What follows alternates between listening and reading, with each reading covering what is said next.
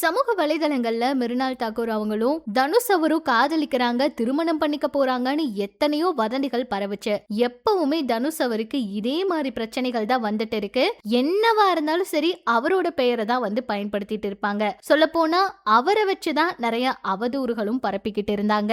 அந்த வகையில இப்ப திருமணம் குறித்த வதந்திகளுக்கு மிருனால் தாக்கூர் அவங்க என்ன பதில் கொடுத்திருக்காங்கன்னு வாங்க பார்க்கலாம். தனுஷ் அவரு நம்ம எல்லாருக்கும் தெரியும், தமிழ் சினிமாவுல ஆரம்பத்துல எவ்வளவோ சிரமப்பட்டு கஷ்டப்பட்டு ஒரு இடத்துக்கு வந்திருக்காரு. இதையெல்லாம் தாண்டி அவரோட திருமண வாழ்க்கை எப்ப முடிவுக்கு வந்துச்சோ, ஐஸ்வர்யா அவங்க கூட எப்ப அவர் பிரிஞ்சாரோ, அதுக்கப்புறம் தனுஷ் அவருடைய பெயரை கெடுக்கிற மாதிரி எல்லாமே வதந்திகளா தான் வந்துட்டு இருக்கு. அந்த வகையில இதுக்கு முன்னாடி நிறைய நடிகைகளோட பெயரை இவர்னாலதான் இவங்களுக்கு விவாகரத்து ஆச்சு அப்படின்னு எல்லாம் வதந்திகளை கிளப்பி விட்டாங்க.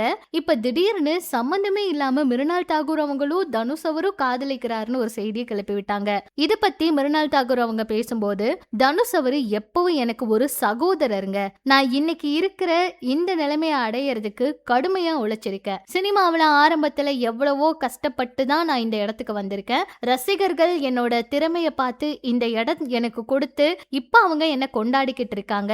எவ்வளவோ சிரமங்களை தாண்டி நான் இந்த இடத்துக்கு வந்திருக்கேன். இந்த மாதிரி ஒரு விஷயத்துக்காக நான் கடுமையா உழைச்சிருக்கேன். என்னோட பயணம் பத்தி எனக்கு மட்டும் தெரியும். அந்த பயணத்தை வதந்தையால இப்படி குறைச்சு பேசுறது ஒரு நியாயமற்றது. இப்படி திருமணம் அது இதுன்னு என்னை பத்தி தேவையில்லாம பேசாதீங்க, அதெல்லாம் எதுவுமே கிடையாது. தயவு செஞ்சு இந்த மாதிரி விஷயங்களை எல்லாம் பரப்பாதீங்க அப்படின்னு சொல்லிட்டு இருக்காங்க.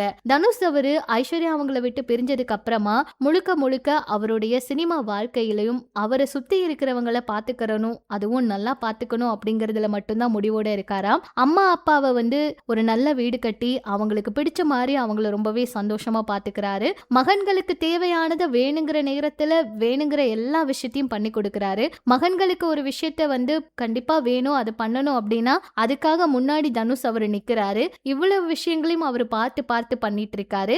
இந்த மாதிரி ஒரு நேரத்துல அவர் இரண்டாம் கல்யாணம் இந்த மாதிரி விஷயங்களுக்கெல்லாம் பண்ணணும்னு அவர் ஆசையும் படமாட்டாரு. அதுல அவருக்கு விருப்பமும் கிடையாது. தனியா இருக்கணும் தான் அவர் ஆசைப்படுறாரு. அப்படிங்கிற மாதிரிதான் அவரோட தரப்புல இருந்து அவரை பத்தி நிறைய விஷயங்கள் வெளியாகி இருக்கு. இது எல்லாமே வதந்தி. எதுக்கெடுத்தாலுமே தனுஷ் அவருடைய பெயரை பயன்படுத்தி அவரை இன்னுமே ரொம்ப கெட்டவரா காண்பிச்சு அவதூறு பரப்புறது சமூக வலைதளங்கள்ல ஒரு வேலையாவே இருக்கு அப்படிங்கிறதுக்கு அவரே ஒரு ஆடியோ லான்ச்ல விளக்கமும் கொடுத்திருப்பாரு. எது எப்படியோ இவ்வளவு நாளா பரவிட்டு இருந்த இந்த பெரிய செய்திக்கு பெரிய முற்றுப்புள்ளி வச்சிருக்காங்க. இது பற்றி உங்களோட கருத்துக்களை சொல்லுங்க.